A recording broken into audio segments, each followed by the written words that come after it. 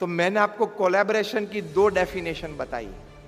पहली डेफिनेशन क्या है? साथ में आए, मिले जुले, साथ में काम किया और सफलता प्राप्त की। दूसरी डेफिनेशन क्या है? कि किसी हमारे परिवारजन को आपसे कुछ ज्यादा मिल गया, आप सोचते हो कि मुझे मिलना चाहिए, उसको मिल गया, उस वक्त खुश रहना, स्थिर रहना और संगठन भाव बनाए रखना, वो कोलैबोरेशन है। वो डिफिकल्ट पार्ट है, लेकिन वो बड़ा कोलैबोरेशन है। उसमें असली पावर जनरेट होता है। कभी बन सकता है कि पूरी जिंदगी तक आप काम करें तो भी आप नंबर 2 पोजीशन पे अपने कार्य क्षेत्र में रहे, नंबर 1 कभी ना बन पाए। सह्याद्री फार्म्स में इंटरनल छोटे मोटे डिपार्टमेंट्स कहीं होंगे, डिपार्टमेंटल हेड्स हैं, तो उस डिपार्टमेंटल हेड के नीचे नंबर 2 पोजीशन में शायद आपको 20-25 साल बिताने पड़े। बनता है ऑर्गेनाइजेशंस में, बनता है। उस वक्त अपने आप को स्थिर रखना, संगठन भाव का सोचना, संस्था की सोच रखना, ये बड़ा कोलैबोरेशन है। It's one of the highest levels of collaboration. इसका एक और अर्थ में हमारे गुरु प्रमुख स्वामी महाराज कहते थे, उनके शब्द में आपके पास रखता हूं, इनटू इन्वर्टेड कॉमास, उनको वर्ड टू वर्ड नहीं लेकिन लेटर टू लेटर कोट करता हूं। प्रमुख स्वामी महाराज कहते थे, जहर खा के भी एकता भाव रखना पड़ेगा। क्या कोलैबोरेशन की बात है, किस लेवल की कोलैबोरेशन।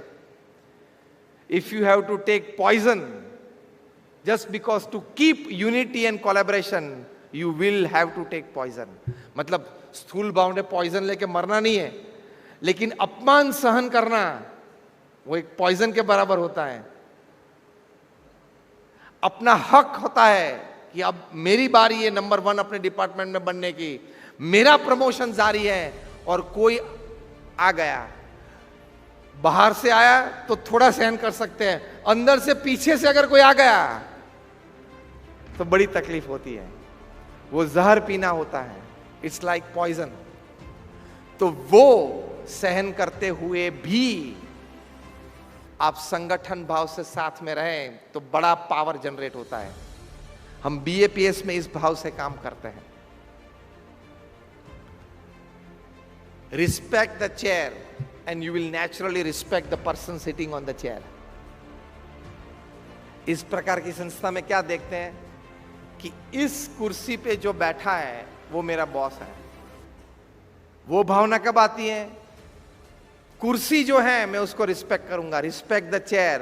व्यक्ति तो कोई भी बैठे, जिसके नसीब में हो, जिसको कुछ अपॉर्चुनिटी मिल गई वो बैठ गया, लेकिन इस कुर्सी पे जो बैठा उसको रिस्पेक्ट करना है।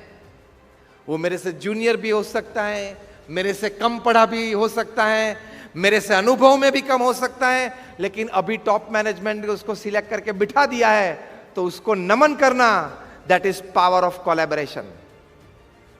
उसको कोलैबोरेशन बोलते हैं। ये थोड़ी गहराई पे आपको ले जा रहा हूं। बहुत आपको सोच भी देनी पड़ेगी, बहुत आपको इसके पीछे अपने आप को, अपनी पूरी पढ़ाई, अपने पूरे अनुभव को, अपनी पूरी भावनाओं को इसके पीछे लगानी पड़ेगी, तो ये बात को आप अच्छी तरह से समझ पाएंगे।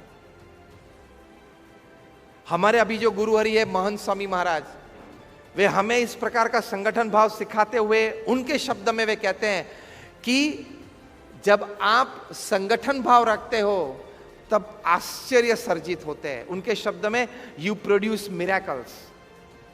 और वो मिरेकल एक क्या है, वो आप सभी ने देखा है सह्याद्री में कि 6-7 साल में आप कहां तक पहुंच गए। टर्नओवर 750 करोड़ का टर्नओवर 7 साल में हो गया। आज मैं जब विलास जी हमें घुमा रहे थे पूरे आपकी संस्था में, तब मैंने एक गोल उनको दिया है कि इसी संगठन भाव से आप चलेंगे तो अभी आप 7 साल में तो 750 करोड़ के टर्नओवर तक पहुंचे, 2025 तक एक 0 पीछे लगना चाहिए।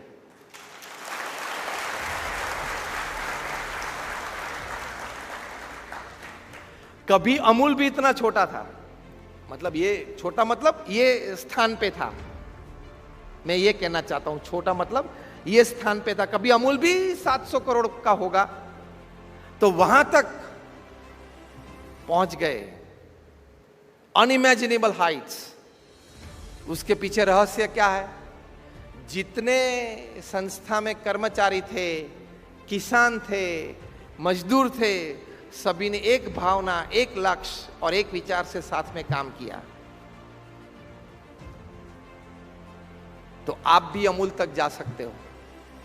आप में से कितने की इच्छा है कि हमारी सह्याद्री अमूल की कक्षा की बन जाए? हाथ ऊंचा करें। सभी के हाथ ऊंचे हैं। यही देखना है। मैं तो देख के चला जाऊंगा, ये दृश्य विलास जी को जिंदगी भर याद रहेगा, जो अभी देखा कि हां अमूल की जब बात आई तब सभी ने हाथ ऊंचे किए थे कि सह्याद्री को भी अमूल तक पहुंचाना, और पहुंचा सकते हो। एक अंध व्यक्ति हिमालय सर कर सकता है। A blind man reached Everest.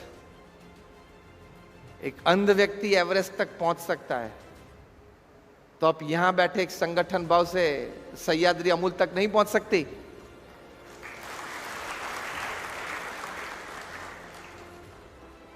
आप पैरा ओलंपिक्स देखी आपने कभी? ओलंपिक्स तो देखी होगी, लेकिन पैरा ओलंपिक्स में जो लेस प्रिविलेज्ड होते हैं एथलीट्स, किसी के पास पैर नहीं है, किसी के पास हाथ नहीं है, पैरा ओलंपिक्स में टोक्यो में अभी यही साल 4-5 महीने पहले करीबन 10-12 भारतीयों को मेडल्स मिले। ओलंपिक्स से पैरा ओलंपिक्स के एथलीट्स ज्यादा मेडल लेके आए इंडिया में, और उनको ये मेडल्स मिले। फिजिकली चैलेंज थे, किसी के पास हाथ नहीं था, किसी के पास पैर नहीं था। तो शूटिंग में एक भारत के रमतवीर, एक लड़की को मेडल मिला, तो एक हाथ था ही नहीं, एक हाथ से ही शूटिंग, वैसे भी एक हाथ से करते हैं, लेकिन बैलेंस और इक्विलिब्रियम के लिए सेकंड हैंड की मूवमेंट और प्लेसमेंट बहुत जरूरी होती है। मेडल लेके आई। एक पैर नहीं होता है, एम्प्यूटेड हो गया होगा शायद कोई एक्सीडेंट में, ये वो है, तो प्रोस्थेटिक लिम्ब से दौड़ते हैं। और हम लोग जहां जितने यहां बैठे हैं ना, उससे ज्यादा अच्छी तरह से और फास्ट दौड़ सकते हैं। ट्रेन किया अपने आप।